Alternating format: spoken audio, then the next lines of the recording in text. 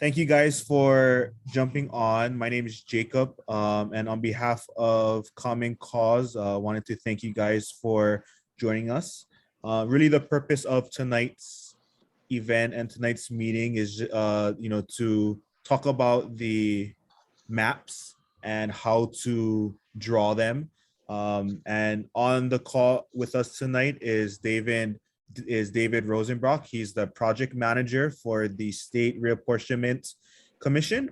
And we also have Royce Jones, who is the technical consultant. And these two gentlemen, I don't envy them. They have the very difficult job of trying to draw these lines, and trying to get those lines right. But they're also great resources on how to use the software so that you can draw your own lines, try to figure out how you think you want your community to be drawn, and then possibly submitting it to the commission for consideration. If you're like me, you've been trying to play around with it, but you do need some help and some tips and tricks. So that's why we have David and Royce on the call. The way tonight's meeting is going to work is that there are two videos that they have prepared that we're going to watch just so that everyone's on the same page, whether you use this system before or you don't know how to.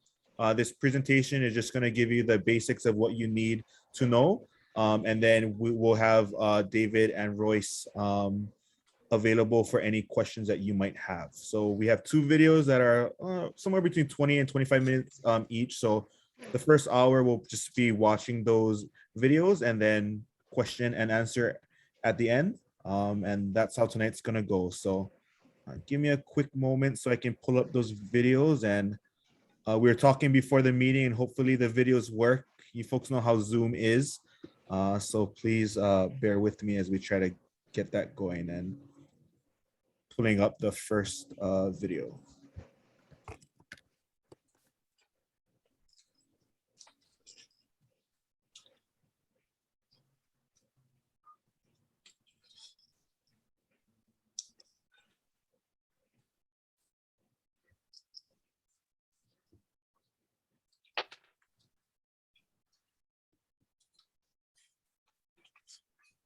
Aloha. Hawaii Redistricting Online is an online application that will. Were you guys able to hear that? Okay. See and hear. Yeah. Okay, got it. Be used by the Hawaii Reapportionment Commission to redistrict the Hawaii seats, the congressional seats in the U.S. House, the Hawaii State Senate, and Hawaii State House districts. This set of tools and data are available for the commission, members of the advisory council, members of the general public, set of data and tools to draw redistricting plans. This video is intended for anyone wishing to use the application. It'll step through how to get a user account because it does require a login, how to then use plan templates and open a plan, how to use the map window and district windows, and the biggest one, how to assign census blocks to districts, because that's what redistricting is about, assigning census blocks to the different legislative districts. And then we'll also talk about sharing your plan, reviewing your plan, and if you like your plan and would like to submit it to the commission for its consideration, we'll talk about how to submit your plan. So first, what does it look like when you come to the app? You will see a sign to sign in. If it's your first time, you'll need to create a new account. If you're returning, you can use that account information you've created to log in. But to get started, I'll show you how to create a new account. So you'll click here, create a new account, which will open up a window. I'm going to enlarge it so you can see it a little better and fill it in. So here you'll put in your name, email address. You'll create a username and a password.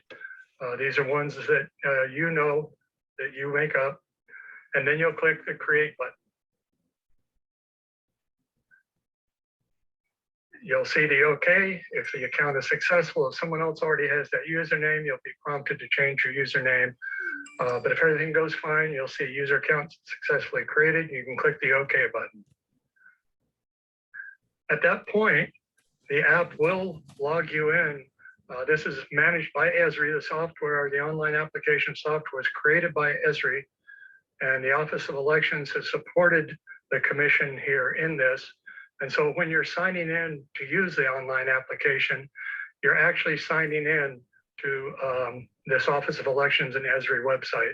So you'll put in the username and password that you just created, and then click sign in. The first time you do this, you'll be prompted for a security question and answer. Just like in other online applications, there's a variety of choices for the security question. Choose the question of your choice and provide an answer. Once you've done that, go ahead, click the OK button. Once again, this is an application with Esri and Office of Elections, and it wants to make sure you're going to sign in to this application using your user account, and you click yes, allow. There's the usual agreements, licensing agreements. Read through the whole thing if you want. If you want to use the app, go down and click agree. And that opens the application, at which point you see a choice of template plans.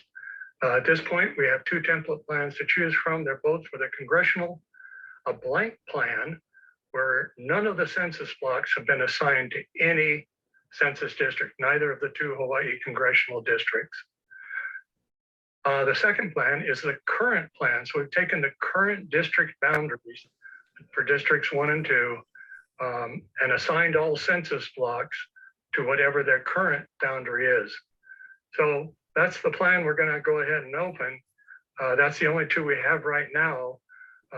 But we do in the future, right now we anticipate September 10th.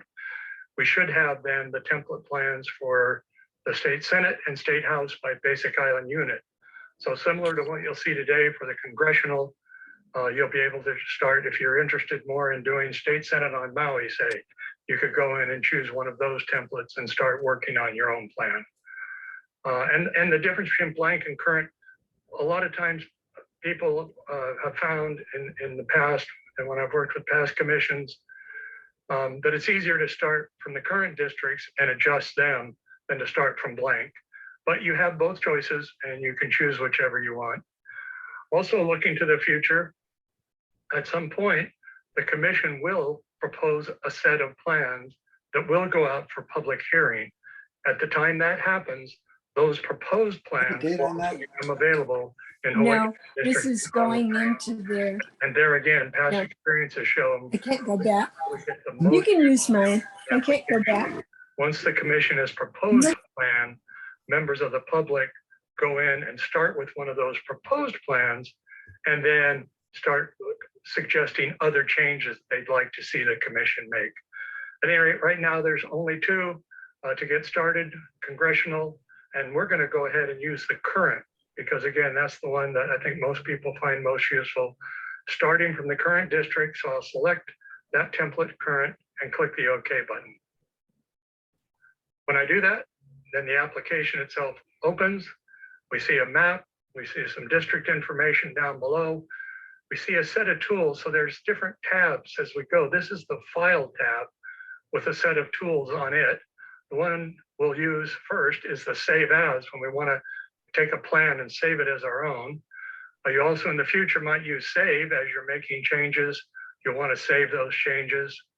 And you may also want to use Open. You may have multiple plans you're working with. You want to save one, open another.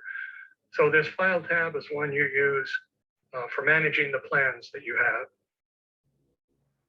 There is a Learn tab with some help on how to use the application. Again, we've created this video for people in Hawaii, but Esri does have very extensive help online for all the different tools, and you'll have access to that from this Learn tab.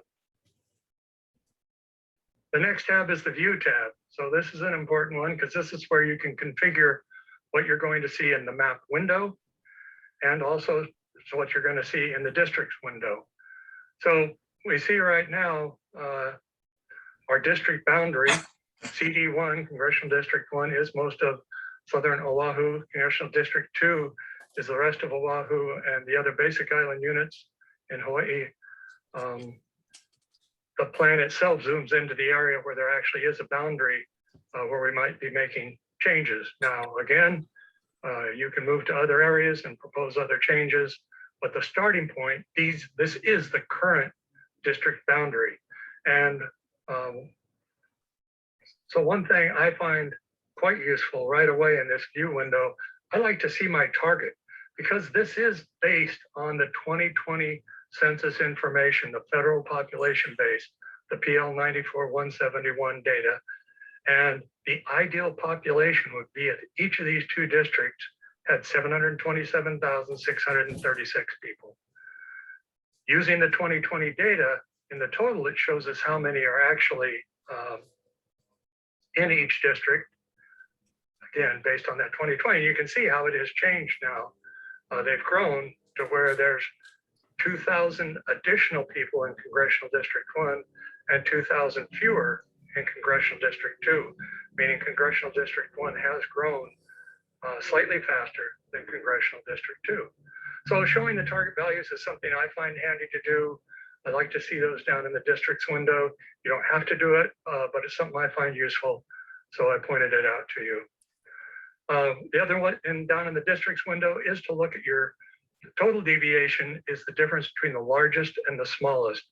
So here we see for the existing current district boundaries with the 2020 population, we have a total deviation of 0.6%, the difference between the highest and the lowest. Now, interestingly, that's lower than the 1% threshold that courts have upheld for a federal plan.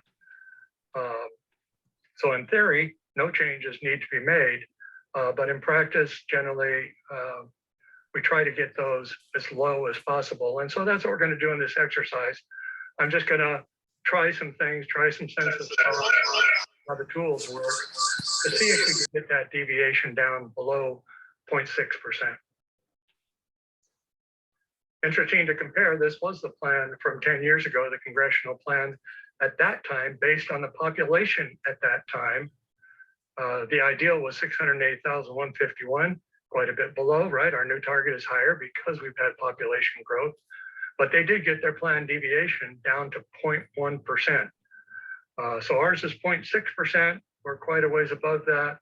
So let's see if we can get that down a little bit. And in doing so, I'll share with you some of the different tools available in Hawaiʻi Redistricting Online. And that moves us to the Create tab. This is the main tab where we can change district assignments, move around on our map, do different things. So we're going to spend quite a bit of time here on the Create tab and the different tools on the Create tab. So first is the map window itself and a set of tools for managing the map window. There is a little hand there, that's the pan tool. So if you have that as your active tool, and you can see the little orange halo around it, little box around it shows that it's active, and you click and drag on your map, you can move the map around. So you want to see an area a little bit north or south, east, west, Makamakai, you can use that pan and drag your map to different areas. So that's a useful tool. Another one that's useful is this zoom tool. If I make that the active tool, I can go down on my map and click an area to zoom in to. So here you can see down in the map, I've drawn a little red box. I'm using this zoom tool to zoom in to that area I've identified in the red box, because I'm looking at seeing if there's changes we can make in the Ko'olina area to just slightly change this boundary and bring our deviations down. So I go ahead and click that box, and you can see it zooms my map window to the extent of that box. So now we can see more closely that boundary between CD1 and CD2. The other thing we see is now we can see the outlines of the block boundaries. I'm going to go back a minute. If you look in the tools in the red box up above, it says display level block. That means that those each of those polygons, those areas in light black, each of those is a census block. I'm going to go back one slide. When we were zoomed out, notice there weren't as many of those black areas, black polygons. That's because if we look up above at display level, there it was set to the block group. That's where the census has a hierarchy of census tracts, census block groups, And the most detailed, the level we need to work at, are the census blocks. So it will automatically change that as you zoom in and out so that you see the appropriate geography. But this is the geography census blocks that we need to look at when we're assigning blocks to districts. And that's what we're going to do next, because that's this whole set of redistricting tools. And I'm going to show you several of them. We mentioned that Congressional District 1 has about 2,000 more people than 2, which means we need to take some of these census blocks and assign them then to Census District 2 so we can get those populations near or equal and bring down that total deviation. So you can see a whole set of tools there. First of all, under district, I've set it to Congressional 2, because any blocks that I identify, and I'll show you how to identify them in a moment, I want to make them part of CD2, Congressional District 2. So let's look at the first one. Oh, before we do, we should remember as we're redistricting, there are a whole set of redistricting guidelines that the commission will be following, and that members of the public are creating plans should also follow. Where practicable, we've talked about these in other presentations. Here's a quick summary, not only the total deviation, which is the main number we look at, but also compactness, that they're contiguous, and that they preserve socioeconomic communities. So with that, let's start assigning some census blocks. So the first tool I'm going to show you is just basically a click tool. You click on a block and it will change that block to the district that you've chosen. So I've chosen District 2 up above Congressional 2. So on the map, I've pointed an arrow. That's where I'm going to go click using this tool, and it'll just be a single click. We can see the color changes. So that census block has now been assigned to Congressional District 2. And if we look down below, we see the deviation percent. There was a small number of people in that census block that brought the population a little more into balance. Instead of 0.6, we've brought our total deviation down to 0.56. So that's one of the tools. I want to kind of move across and show you some of the other ones. So I'm going to do this in pieces. The next tool, which is actually one that I use a lot, is the select by rectangle. So in this case, rather than just a single click, you're going to do a double click. And so the first click will be the upper corner of the rectangle. The second click will be the lower corner of the rectangle. So here I'm going to draw a rectangle using this as my active tool around this area, which will then identify all the census blocks that touch that rectangle and assign them to Congressional 2, since that's our district that we've chosen up above. So I'll go ahead and do that. Once again, we see the colors change. And down below, we see our deviation has gotten even better. Now the excess population in Congressional 1 is only 1,000 over the ideal. And that total deviation is down to 0.3%. So that's the rectangle tool. Let's continue looking at the tools. The next one over is select by polygon. So sometimes it's an irregular shape, not just a rectangle that you want to select all the blocks in there. So in this particular case, I'm going to draw a polygon. And this is where, again, I choose that as my tool. I click on each of the corners, each of the vertices of my polygon. And when I'm at the last one, I'm going to double click. And as soon as I double click, once again, I'll see the colors on the map change because those blocks are now assigned to CD2.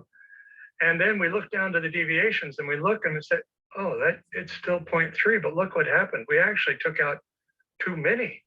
Now it's the opposite case. Before, Congressional 1 still had a surplus about 1,000 over. Now it's 1,000 below. So maybe that wasn't such a good idea. And that's where these tools are good, because you can try things. If it's not good, that is another button in here that's quite useful, because I'm seeing my deviations are going like this. Okay, maybe I better use, yes, indeed. There is an undo button. I click the undo button and it undoes that last change. You can keep on going back until you last save the plan and do undo and redo. I just did one undo, so now we're back to where there's still about 1,000 people in Congressional District 1, about 1,000 over that ideal population. So I'm looking at the map here, And I can see on the map, Ko'olina, and it looks like we've kind of split it in two here. And again, that's one of our guidelines, is not to split communities in two. So I am going to use that rectangle tool, and I see where it says Ko'olina Golf Club. I'm going to use a rectangle tool to grab a few more of those, but not that kind of separate area up above. And indeed, I see now, I'm like, whoa, that really made a difference. My total deviation is down to 0.08%. We only have, our District 1 is only 300 above that ideal population. This is looking pretty good, but it actually still looks like we've split that Ko'olina community. So I'm going to show you one more tool here. And this is the line tool, or polyline tool. And here, similar to the polygon, rather than doing an entire polygon, we just do a line. But it can have multiple vertices. So I'll click at each one of the corners, each one of the vertices. And when I'm done, I'll double click. And as soon as I double click, I'll see those districts change. And now I have included all the census blocks that cover Ko'olina. And look at that, my deviation is even better. Now we're down to just under 200 additional in Congressional District 1 and just 200 under, for a total deviation of 0.06%. That is pretty darn good. And in fact, if I go back compare, that's even lower than their final plan. So I like this, but I need to check some things, right? So, but before I do, I want to save this as my old plan, because right now I'm still working with that template plan that I started with, which I can't save changes to that, right? That's the template that everyone uses. So I need to use Save As. So I've gone back to the File tab, and I'm going to click Save As. I'm going to make this my own plan. So with Save As, I'm going to give it a name. I call it Congressional Ko'olina to CD2. This congressional plan improves the total plan deviation 0.06% by moving blocks around Ko'olina from CD1 to CD2. Okay, and then I click the OK button. And I see that I notice up on top, the name of the plan has changed. It is now my plan, Congressional Ko'olina to CD2. And I can continue working on it if I want. But I might want to, before I do anything else, check the integrity, run some of these checks, like looking for deviation and other things. So I click in the Review tab, I can click Check Integrity. It'll go through and do a number of checks for us, including a maximum deviation check and a bunch of others. If it does not pass some of them, you can click a Details button or a Zoom to button. But in this case, everything looks good. I'll just click the X and close that window. So it's passed those tests. I may want to still share it with some other people, get their feedback on it, but maybe I'm ready right now. I like my plan. I want to submit it to the commission for their consideration. And I'm going to move over to the Submit tab, where there is really only one tool, one button, and that is the Submit Plan button. So before you click that, again, keep in mind these guidelines, the plan, the reapportionment, Hawaiʻi redistricting, redistricting will follow these guidelines. The commission's plans will, and plans from the public should, wherever practicable, follow these same guidelines. And when we submit, in fact, those same integrity checks that we did before in the Review tab, as soon as you say, I want to submit my plan, it'll run those same integrity checks. And if it does not pass one of them, you cannot yet submit the plan. You'll have to go back in and fix things using those tools that I showed you. But if everything passed, and we know it will because we already checked, then we go ahead and click the OK button to continue submitting our plan. So here it will ask, so it knows your name. You can change it if you want, but that's by default, put your username and use your email. The plan name is the one you gave it. And this is an important part to fill in, explanation of the plan objectives.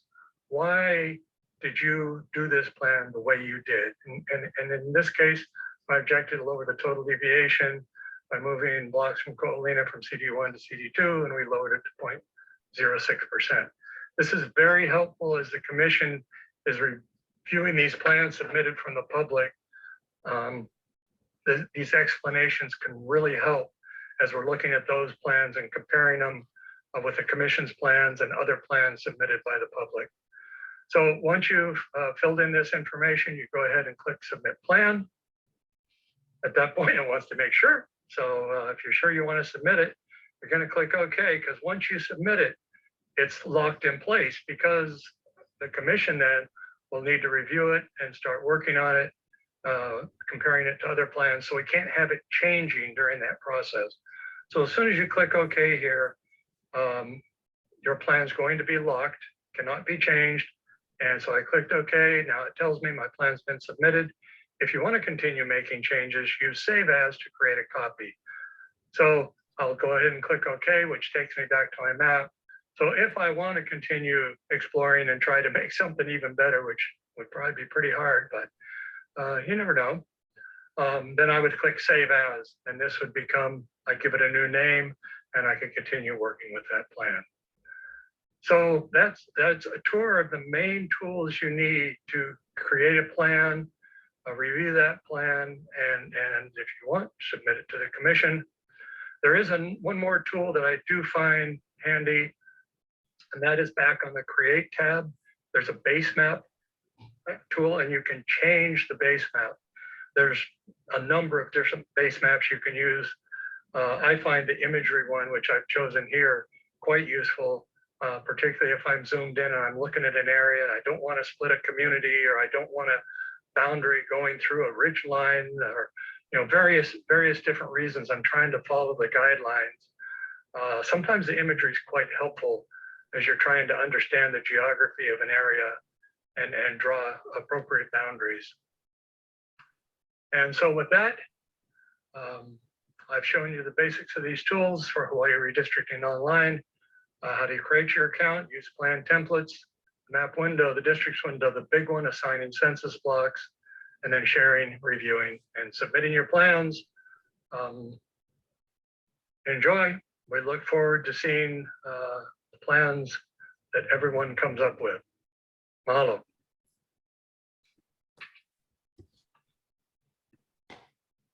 Okay, and that was the first part of our presentation. So I know many of you may have some questions, so that's why we have David and Royce here on the call. So if you do have a question, you can either put it in the chat or you can raise your virtual hand. So not everyone rush at once. I could point out a couple of things, Jacob. Sure, Royce. So yeah, we do welcome questions. We made this video a month ago, almost a month ago, when the application first came online.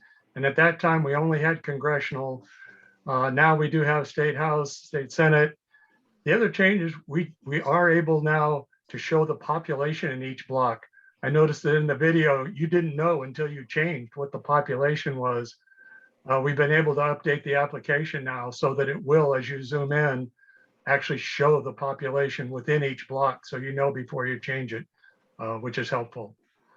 And that is kind of the second video. We'll go over some of these changes. We just made it yesterday, actually, to cover the latest information.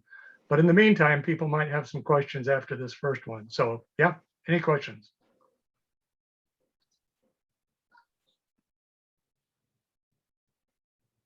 Dick, did you have a question? I think I saw you raise your hand. Sorry, I think you're on mute. Yeah, thank you. How far along is the commission already? If let's say 10 different plans come in for a particular area, how are they going to reconcile those, and what eventually goes out to the public for review down the road? David, you want to take that? Yeah. Right now, we have 2 congressional plans ready to go. They were presented on the I think on the 14th, and then we have a set of Hawaii legislative plans that have been completed,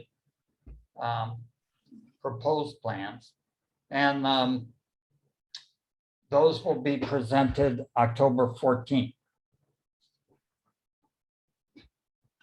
This is a long process. After the plans are adopted, the proposed plans are adopted by the commission.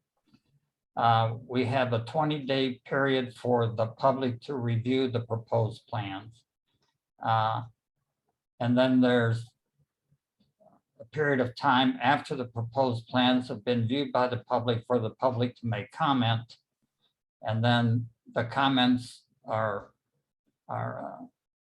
understood by the commission, and any changes to the proposed plan that they want to make, they'll make. And then there's the public hearing phase, which pretty much mirrors the same time frame as the proposed plans. So we're looking at probably somewhere around the middle of December, end of December, before we have the final plan going out for review by the public. Does that answer your question? Yes, and I guess the question is, a lot of people will want to prepare an area, let's say the legislative, on their island, not necessarily Oahu. Is there anybody on the commission from each of the islands, or are we really speaking? I'm from Maui. Are we speaking only to Oahu people on the committee? I think there's a commissioner from Kauai. There's a commissioner from the Big Island. I don't know. Yeah, Grant Chan. We got Grant Chan on Maui. Oh, Yeah. okay, So, thank you. and there are advisory councils. Right. There's four members selected for the advisory council. We have an advisory council meeting with Kauai tomorrow and Big Island tomorrow night. We have asked the commission to reach out to the advisory councils to start allowing them to participate, because the Constitution and the HR 25 only provides the authority for the councils. It doesn't say how to get started. So we're trying to encourage folks to get the word out that these things are coming, and we'll probably do a series of Zooms with everybody, at least a couple of times before we get to, that adopting the proposed plan. Thank you. Yeah. One thing I wanted to say, we showed you the congressional plan, and traditionally it's been urban Honolulu and then everybody else. But in 2001, there actually were plans submitted that I think one was north-south, one was the traditional, one was east-west, and one submitted by Patsy Mink, which was known as the Mink Plan. So you're not locked in to that particular congressional plan if you want to be creative. Thanks. And then Dick, and then to further answer your question, I did put in the chat who the Maui Advisory Council members are. So yeah, each island does have 4. So I put that in the chat. Thank you. Any other questions from folks in the audience? Sorry, Something in the chat. Oh, hi, Kathy. Go ahead. I have a question too, but there's something in the chat that came in first. So maybe we'll go to Trish's question first and then to you, Kathy. So Trish asked, what recommendations do you have for residents who are not comfortable using technology but would like to contribute in submitting maps? I don't know how you submit a map without using some sort of mapping technology. I guess you could go to Google Maps and do a screenshot and outline some things. It'd be pretty hard to check deviations and all that without using the application. But that said, I guess some of them, I did this 10 years ago and 20 years ago also. And some of the most useful public testimony we have received is just, what is my community, right? Because the technical group doesn't know, the commission doesn't know, they all know different geographies where they live and work, but they don't know the whole state. And so what I found is some of the most useful besides specific plans, which is great when they actually use the tools and the data and come up with a plan. That's great. But it's also very useful just to hear my community is this. Even if it's a word, we can look it up. It's a community housing group. It's a subdivision. It's an AOL. It's, you know, what's your community? To different people, it means different things. I mean, we've even gotten testimony where they say, my community is my current house district. Don't change it. I like my rep, right? I mean, all this kind of input, you don't have to draw anything on a map.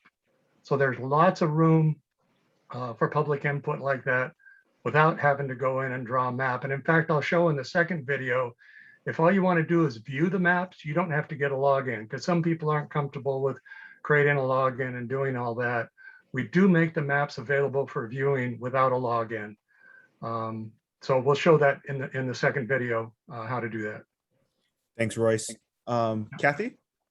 Yeah, I think I'm understanding more. The way that the demonstration went, I guess, was just to show how to use that application. Because my question was, it seems like there's a lot more strategy that goes into this rather than just moving people here, there, and all over the place. And for me, I really wouldn't have, I kind of wanted to know more about what the strategy is, or kind of the conventional wisdom is.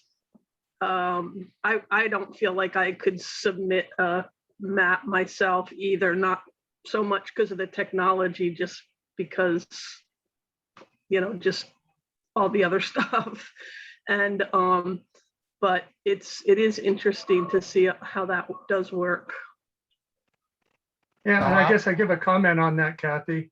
Yeah, to come up and do a plan right now, either from scratch, from blank, or from the current boundaries.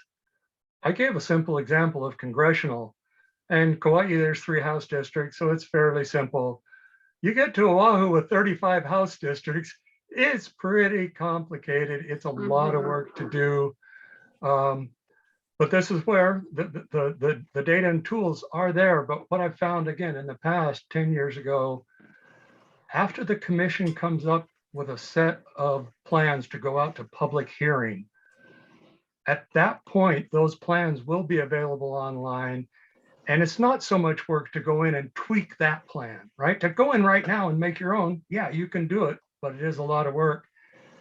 After a plan has been proposed and it's out for public consideration, that might be a point that you would want to take what you've learned today and go in and just see if you want to tweak, if you're interested in doing that.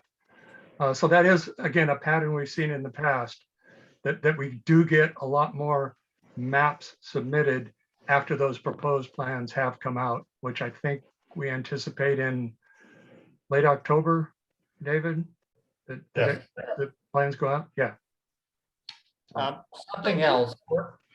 In Hawaii, do we have terribly gerrymandered regions, or is Hawaii pretty kind of cool about that? I would say our geography controls a lot of what we see. Oh, good We point. see some very strange shaped districts sometimes, in part because the census blocks themselves that the Census Bureau creates have these strange shapes, and partly because we have this kind of ahupua'a structure with very well-defined valleys. And then you get down below the valley where it kind of opens up, and then it's like, well, you know, where do I go? So it is, you know, it's a political process. It's a bipartisan commission, but I think we don't see some of the egregious things that you see in other states. Thank you. David, were you going to add something? Yes, you know, for folks who aren't technology gifted, we are required to provide maps of the proposed plan, big paper maps that are in libraries, places where you can go view them. So you're not locked in to the software itself. So if you could go down to the library and you could Xerox part of the plan that you were interested in, and you can draw on that. You can submit things like that also, right? Yep. And there'll be PDFs online also.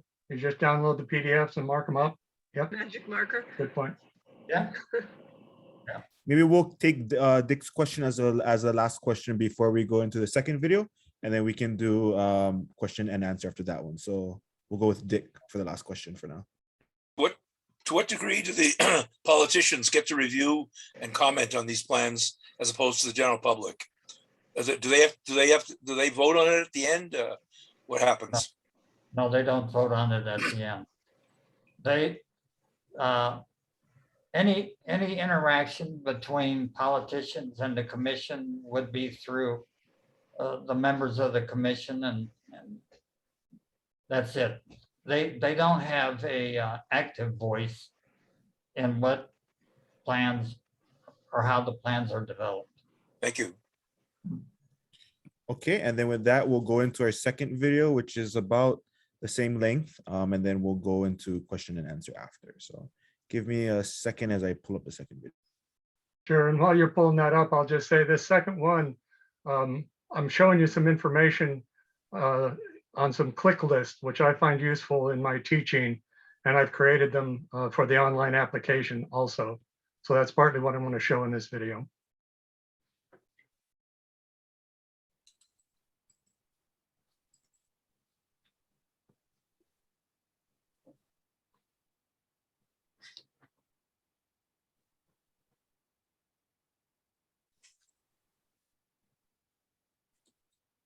In this presentation, I'm going to talk about learning resources for Hawaii redistricting online.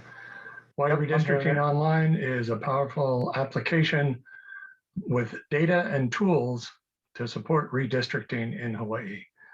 These data and tools are being used by the Hawaii Reapportionment Commission for their redistricting, and the same data, the same tools are available for members of advisory councils and members of the public who wish to draw their own redistricting plans. So before we jump into these learning resources, just a bit of background on the use of computers in redistricting. Back in the 60s was when computers first started being used, IBM mainframe systems. Through the 70s, there was some use. In the 1980s, the Rose Institute, that's the photo here. They were one of the early pioneers in using computers for redistricting.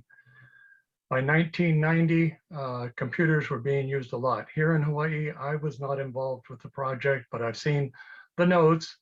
It was done on mainframe computers in the basement of Kalani Moku. Average cost of those computers, $500,000.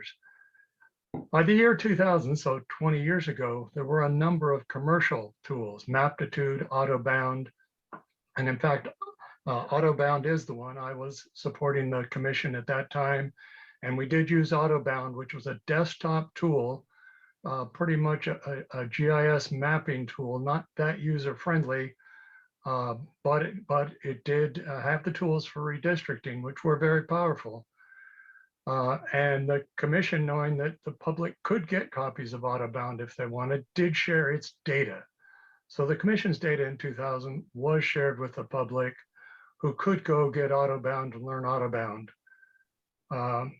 It didn't happen. The data was shared, but no plans were submitted at that time. I think the software was just still a little too hard to use 20 years ago. Now let's go back. Well, the commission was using that.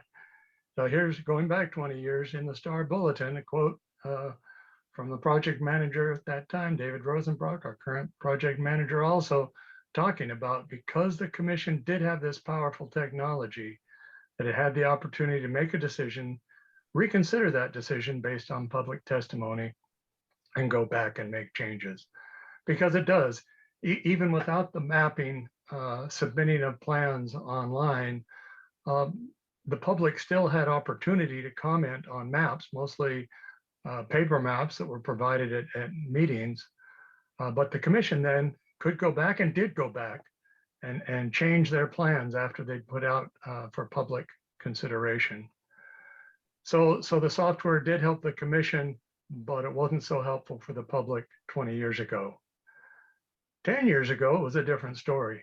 Then the first version of Hawaii Redistricting Online was available, was used by the commission, and that same data and tools were made available to the public and the advisory councils to use. And indeed, it was used. Plans were created by the public, submitted, and were shared with the commission, and some lines were changed based on that public submission of plans and, of course, the public testimony at the public hearings. And now today we do have the current version of Hawaii Redistricting Online. The same company, Esri, has created this. The tools look quite similar. The data, of course, is updated. And there are some new tools in there, and we'll talk about these tools as we go through the learning resources.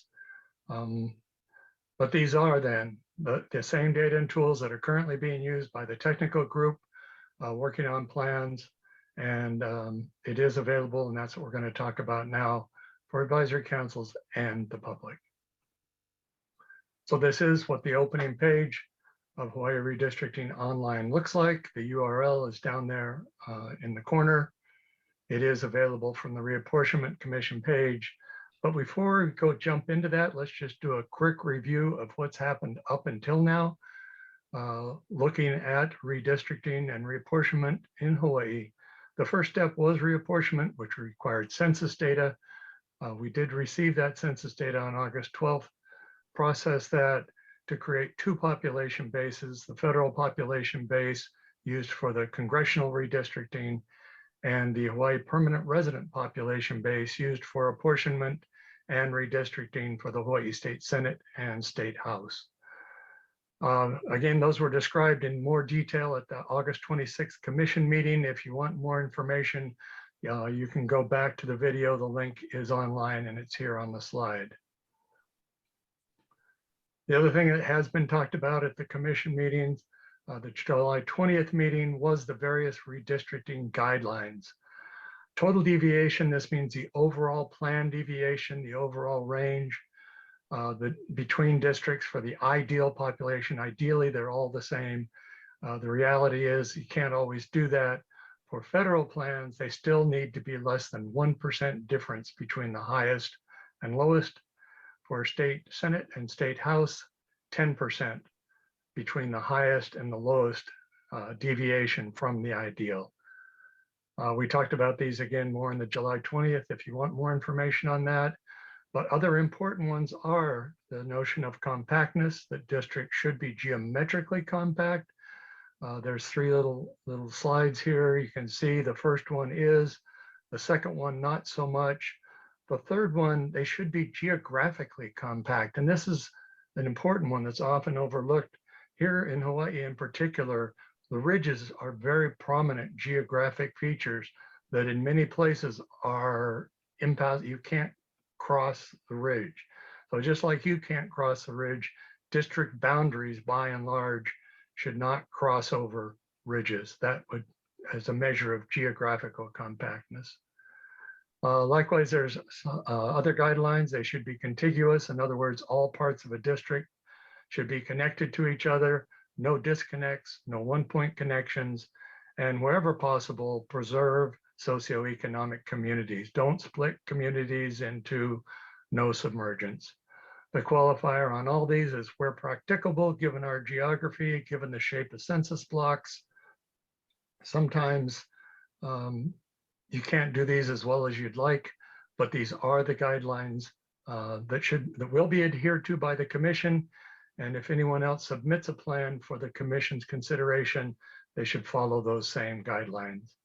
Again, more details, you can go to the July 20th video from the commission where we presented this in detail. So the learning resources for Hawaii Redistricting Online are available on the reapportionment website. Before we jump into those, just quickly, if you don't want to change a plan, if all you want to do is look at the plan, you can see any plan that's been presented by the technical group. And then later, as plans are proposed for public consideration from the commission as a whole, those will be available as interactive maps and as PDFs that you don't need a login. So right now there's two up there, the two congressional plans that have been presented by the technical group to the commission. You can go look at those without a login. But this presentation is geared for people interested in actually coming up with their own plans. And that's where Hawaii Redistricting Online has the tools for that, but it does require a login. So we will talk about that. When you click the Hawaii Redistricting Online, it opens up to a number of different resources for you. So the first one is the link to the application itself. The URL is down in the corner of all these slides, but you don't need to remember it or write it down. Just go to the reapportionment page and you'll be able to just click this link to start the online application. There's also a video tutorial. This is a 25-minute video that steps through the process of creating a redistricting plan using Hawaii Redistricting Online. At the time the video was made, we only had the congressional data, and so that's the data that's shown in that plan. Since then, we have gotten the data for the state Senate, state House. They have been apportioned, so they are ready for redistricting. There is an addendum to the tutorial that talks in more detail about these plans. The current edition, and what we're going to talk about in these learning resources is what I call a click list. So in the video tutorial, I showed the various steps as you go through redistricting and how to do them. You could see me do it, but you might later be wondering, oh, I remember I saw in the video how he used these redistricting tools, but how did he click? What did he actually do to do that?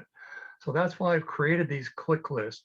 They show the specific mouse clicks that I used in the video, plus some additional ones that have been added later, some additional information. So these click lists are the learning resources that I'm going to talk about in this presentation. And they basically do cover the steps that you go through in creating your own plan. So you can see those steps up here. The click lists follow those same steps. So when you first open up the application, you'll be dealing with the File tab, talking about template plans. When you first open it, you'll be asked to choose a template plan.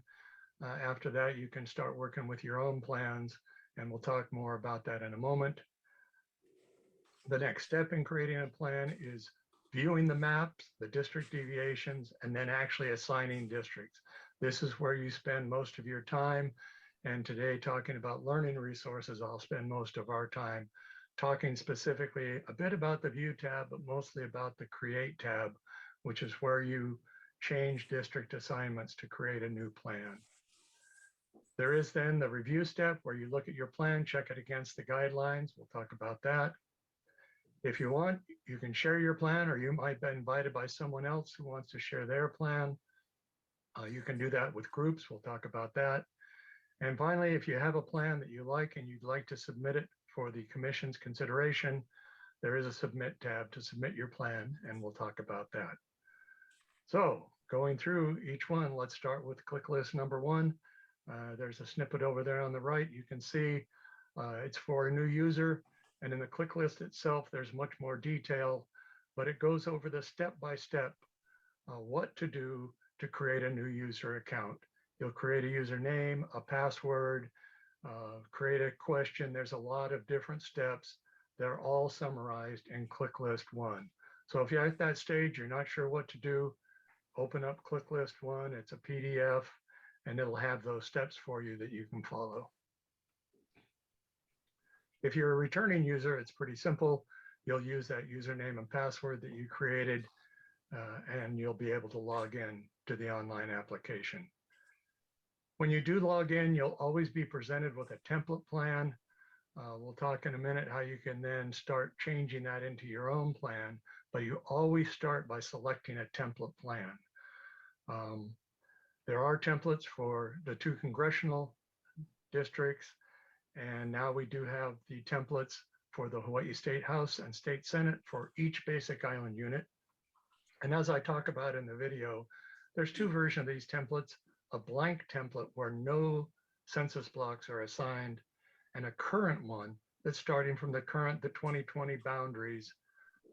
And that's where we find the commission itself and most people who are working with plans find it best to start with the current districts and then start making adjustments to those current districts. But both are available as templates, and you can choose whichever ones you wish to work with. Also, you can see down at the bottom, there are a couple of templates now for the plans that have been presented to the commission by the technical group. So they have a TG in front for technical group. Later, as the commission itself proposes plans for public consideration, those will also show up here as proposed, and they'll be available for you to look at, and if you want, suggest changes. So you open a template plan that you might want to work with. The first thing to do is to save it as your own plan. And so that's where there's a Save As button on the File tab. You give it a name, you can put a description, that's up to you what you want to put. And then that becomes your plan that you can start making changes using the tools we'll talk about in a moment. But when you come back and open the app later, again, you'll be asked to choose a template. But as soon as you've chosen that template, it'll open up and you can use the File tab to open your own plan, save the plan. You can see the tools that are here. Again, more details are in the actual click list for PDF that you can download and read. Click list 5. Now we're moving on to the view and create step, the major step in creating a redistricting plan. So there's a lot that I showed in the video. There's a lot in the click list itself. I want to highlight a few things that I think are quite important. And that is this first one. There are 2 different ways to view your district, either as filled in districts where they're filled in with color, or as outline districts. So there is a setting there, display lines or fill districts. I'm going to show you a couple more examples just to make this more clear. So here's an example on the left. If you've checked fill districts, you'll see your districts are filled with color. And that's often the easiest way to see the difference between the districts. But sometimes you really want to see that map underneath. You want to see the street names, the park names, the community names. And there it's handy to just display the district boundaries as lines. Then you'll click display lines. And it's easy to go back and forth. But I pointed out because some people do find it very handy to be able to turn off the color and just see that as lines. I should mention the click list also, you can change the colors, and in the click list, I describe how to do that. But here, this is the one I thought was important to show, and particularly you can change the base map. Again, we talk about that in the click list, but underneath by default, it's the street base map, but you can also choose an imagery base map. And when you're looking at the imagery, here again, it's very useful to turn on display lines and not see it filled in with color. It really helps see the imagery better. So that's a bit on the view tab. Now we jump into the real heart of redistricting, and that is this create tab. So there's a series of tools for moving around the window. I've shown a couple of them here. There's more in the click list. The pan tool is the main one I use. Occasionally I use the zoom in tool, but with the pan tool, I can click and drag my map. So I do use that one quite a bit. But really what I mostly want to do is assign census blocks to districts. So that's what we're going to look at now, is the tools to do that. And I want to point out something important that I maybe didn't emphasize enough in the video, but I do want to emphasize it here. And that is this selection level. So you can see I've shown 2 maps here. The upper one zoomed out to the entire island of Oahu, and it says selection level tracked. Yeah, that means if I was to use some of the tools I'll show you in a minute to select, I wouldn't be selecting census blocks. I'd be selecting tracks, which are very large, and it can get very confusing. So when I'm using the districting tools, I'll show you in a moment, I don't use them at tracked. If you zoom in, you'll get down to the block group level. Even that I find can be quite confusing because again, block groups are larger than blocks. what we want to do is zoom in. This is what I have found most useful. Zoom in to where the selection level is blocked. That means when you use a tool and you select something on the map, it will be selecting a census block. And you can see them here on the map itself. The black outlines, each of those is a census block, and the number inside shows the population within that census block. So there are times you want to kind of zoom out and see the pattern, but don't do redistricting tools at that level. Make sure you're zoomed in to the selection level block. So with that, you can jump over to the tools. The simplest tool is the pick tool, which just means I want to pick one census block and I want to change it. So in this case, I'm going to want to change it to 47. So I chose the district as house 47. That means when I click on my map, whichever census block I click on will get assigned to house district 47. So there's more details on that in both the video and the click list. But I do use that tool more frequently, though I find the rectangle tool handy to use because I can select more than one at a time.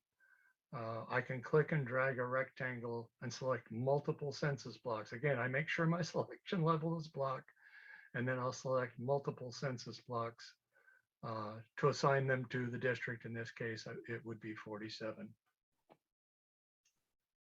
As I'm changing those assignments, I'm watching the district window down below and checking my district population and how much it deviates from the ideal or the target. I can see in this case, 47 is 4.78% below. So I might want to continue doing some work here to try to get that even better.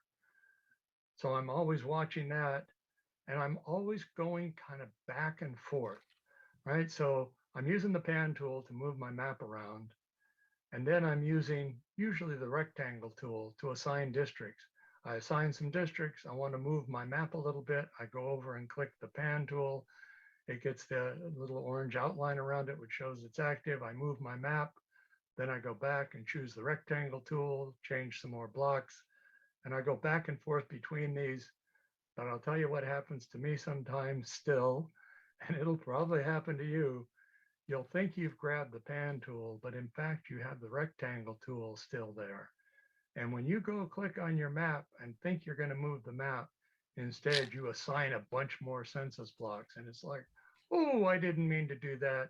In which case you'll be very happy to learn about this tool, the undo button. This is the other one I use a lot.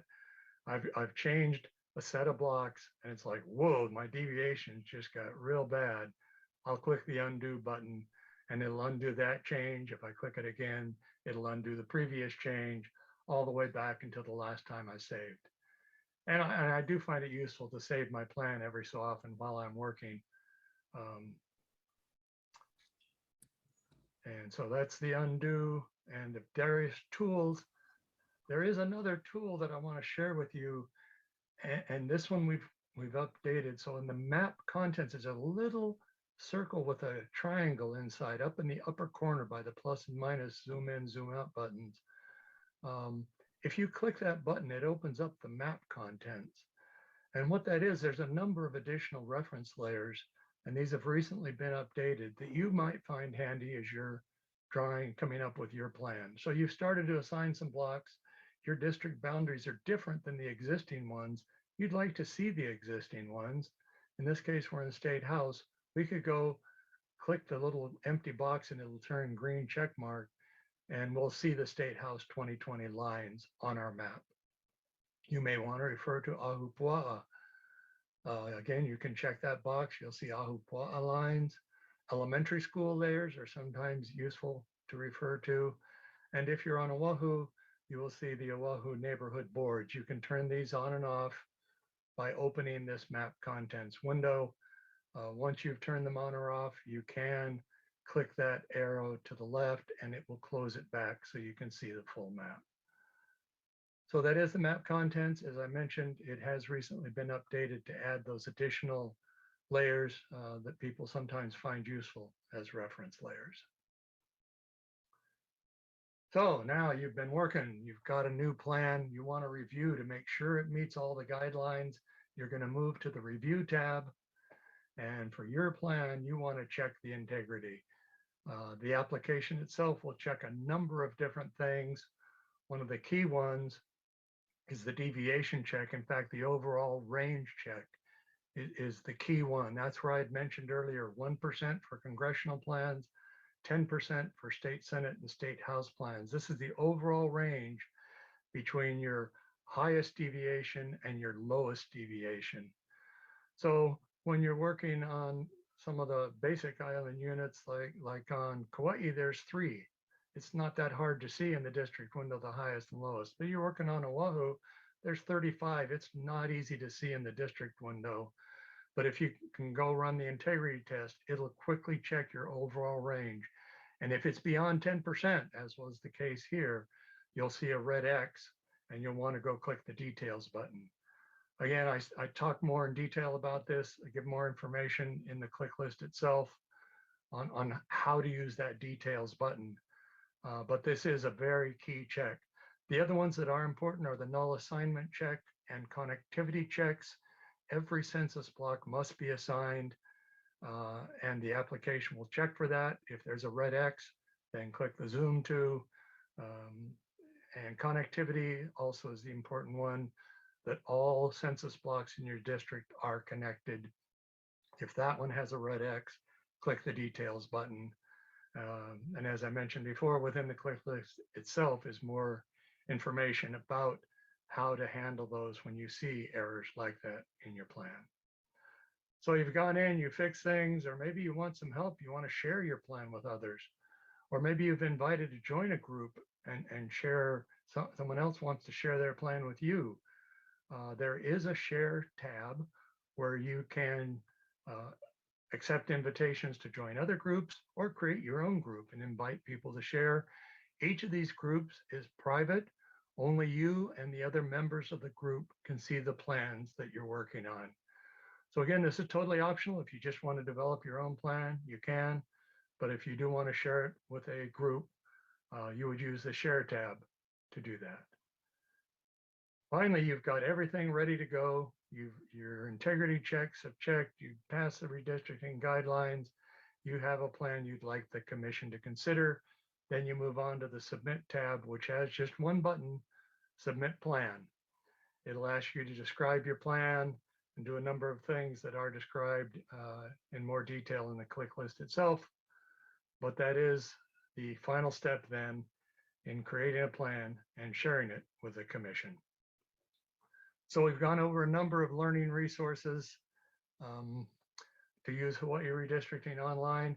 I should add one more. I've summarized these because these are the ones that I've found most useful in the work I've done with redistricting and supporting the commission.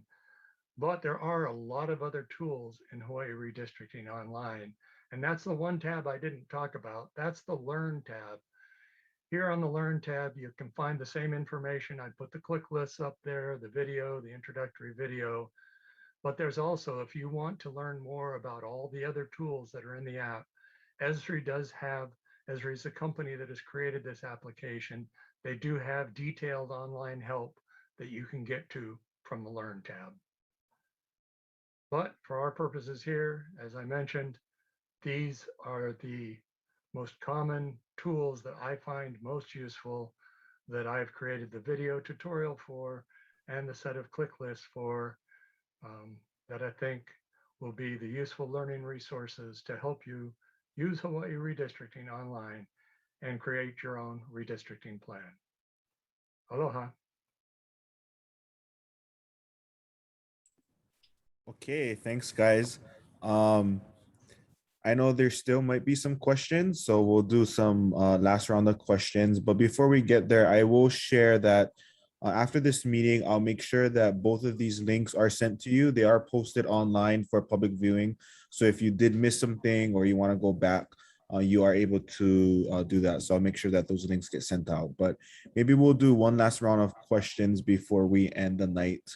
I do want to be respectful of people's time. So I know there was a question from Donna in the chat earlier about who is considered as permanent resident. So, the quick answer to that is, any individual who claims Hawaii as their primary and permanent resident. So David and Royce, correct me if I'm wrong, but our state law says that we can only, for redistricting purposes, we can only count permanent residents. So non-permanent residents include military, out-of-state students, and those who don't claim Hawaii as their primary residence. So those are excluded out when the lines are drawn for redistricting. But so David and Royce, there's a good question in here that we got from Shar.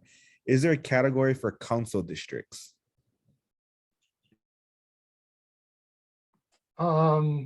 There's not right now that, well, okay, so council districts, this is, hang on a second, I'm trying to get my screen going. There we go. The same application is being used by the County of Hawaii Redistricting Commission.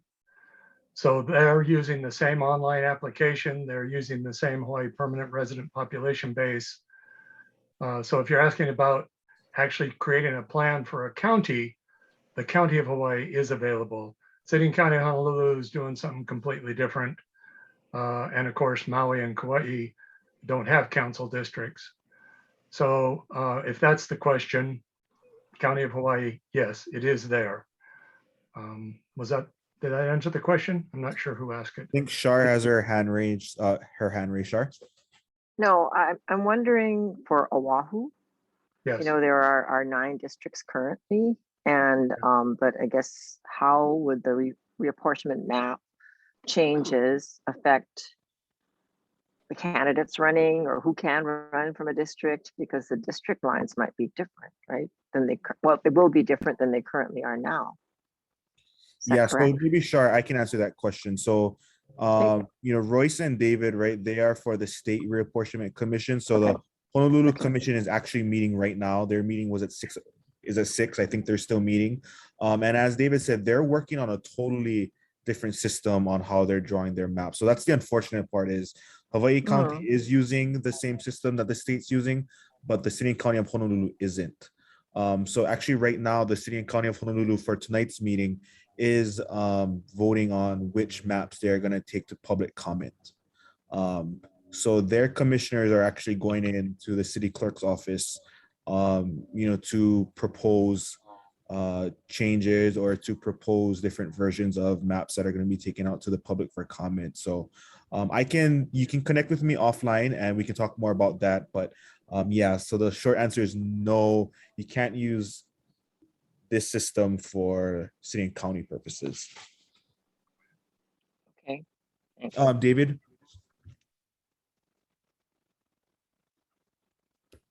Oh, sorry, You're David. muted, David.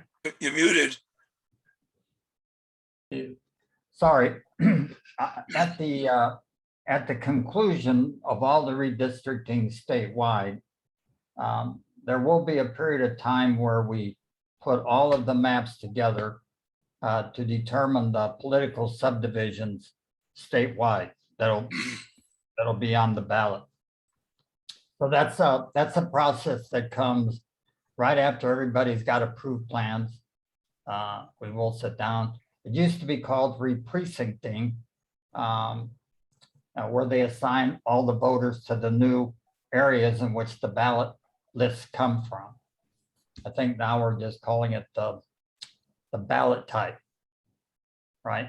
So it'll have your council district or your council person's name who's running. It'll have your House district, your Senate district, and your congressional district all in one geographic area for to create the ballot types. After all the commissions have completed their work. Yeah. That's the catch. Let me ask a question. Dick, For deviation, counties, each county was given a certain number of state reps.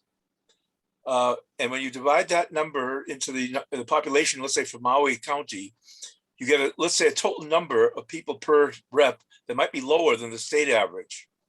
Right. So when they do the deviations, are they comparing it to the statewide average for the House, or or within the county itself, the deviation plus and minus?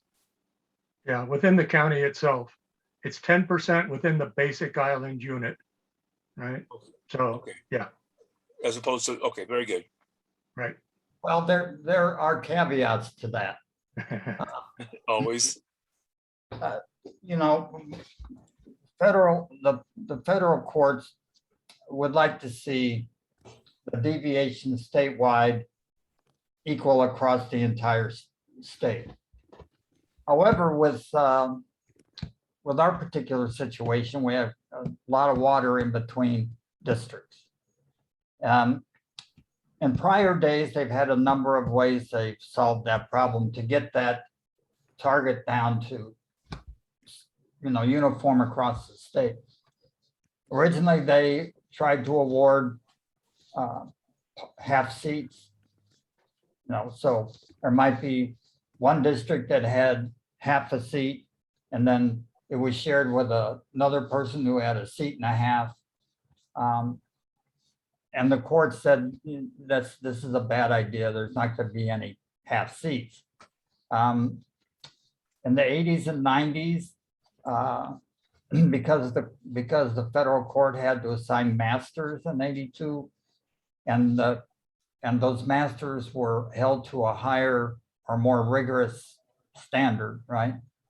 To accomplish that across the state, they created canoe districts. So at one point, we had Kauai hooked to Oahu and Maui hooked to Big Island. And then in 92, they did it where it was hooked to Maui and Kauai. And, you know, so they've come up with a number of different ways in which to try to get that deviation uniform across the state. In 2001, we came up with a plan. We initially went out to our proposed plans, and they had canoe districts. And there was a lot of people that really didn't care for canoe districts for a lot of different reasons. So we went back, we got with the commission, and we came up with a way to maintain the integrity of target within the basic island unit. And then we came up with a formula that we would have the basic target for each legislator. So instead of dividing by House and Senate, we combined them together, right, to come up with a statewide target per legislator. And that we've been able to keep under 10% in 2001, 2011, and hopefully 2021. Thank you. Good explanation. Thanks. Any other questions? Okay, one last call for questions. In each district, and we have to follow that number, and to the best of our ability, you know, we're tasked with. Oh, sorry, Shar. I'm not sure if you had a question, but I think that was that the Honolulu Commission going? That sounded like Rex Padilla. But if not, just wanted to say thank you folks for coming on. As I said, you know, this is a lot of information that was presented tonight, but a recording of this meeting will be available. And as soon as it's made available, we'll make sure that it gets sent out to you. But I'll also be sending up a follow-up email tonight with just a link to those videos. And, you know, those are great resources to have. Yeah, David. Royce and I want to let you know that if you get into a plan and you are having severe problems with saving the plan or, you know, sharing the plan, you can give the reapportionment project office a call and we'll help you unfutz your problem. And that number is 587 8884. And that's my direct phone line. So if, I mean, we don't want to get into a deal where we're, every time something goes wrong, we get a call, but, we'll weed through that as we have to. But we don't want you to feel completely lost and alone out there because it's very, very difficult process. Thank you, David. But yeah, so we'll make sure all of that information is included in our follow-up email, and Common Cause will continue to share updates about all of the commissions as we continue to progress throughout the remainder of the year. But thank you guys for spending part of your evening with us. A special mahalo to both David and Royce. They're, like I was telling them prior to this meeting, they're the busiest people right now. So really our hats off to them and the great work that they're doing, and to thank them for spending their Tuesday with us. But nice to see all of you folks, and we'll see you folks soon. And please stay safe. Thank you, Jacob. Take care, Thanks, everybody. Jacob, and Common Cause for hosting this, helping us Well get done. the word out. We really Nicely do appreciate organized. it. Thanks. Take care. Aloha. Nicely organized.